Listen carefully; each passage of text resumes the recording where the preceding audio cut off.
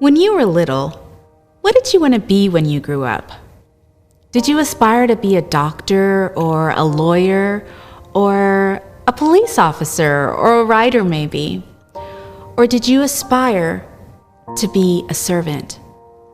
You know, I don't think I've ever heard a child say, "Mommy, I want to be a servant when I grow up." And yet this is exactly what Jesus demonstrated to his disciples right before one of his disciples betrayed him at that last meal. You know, I can imagine Jesus sitting in that room amongst his disciples. I can imagine him walking over to the corner and picking up a washcloth and wrapping a towel around his waist. I can imagine him pouring water into a basin. I can imagine his disciples wondering, what is he doing? I can imagine him crouching down low at the feet of his disciples and placing their feet in the basin. I can see the water turn brown from the dirt and the dust and the grime. I can smell the smell of unpleasantness of feet becoming clean, dirty feet becoming clean. But what I don't understand is why Jesus would do something like that. Why would he posture himself as a servant when he didn't have to?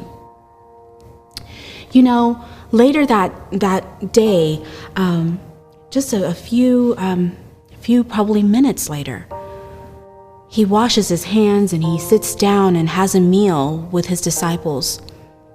And he tells them this, "A new command I give you, love one another. As I have loved you, love one another."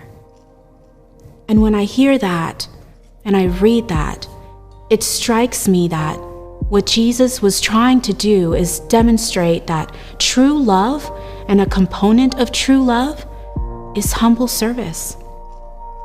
If you really want to love somebody else, you will humbly serve them.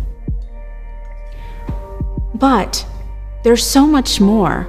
Why of all the things that he could have demonstrated, of all the things that he spoke of that night, because he knew that he was leaving and he wasn't going to be able to be with his disciples anymore, why of all those things was it so important that he demonstrate this act of humility?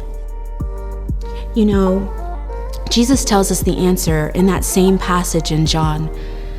John 15:11 says, "I have told you this so that my joy may be in you and that your joy may be complete."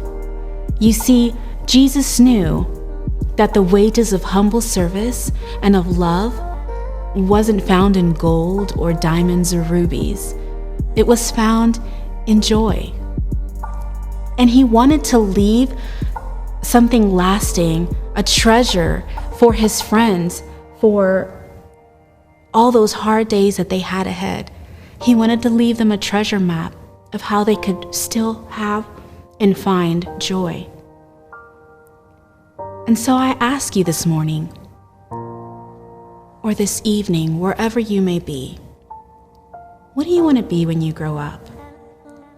Might you consider becoming a servant and experiencing the full joy that Jesus has to offer you today? I hope so.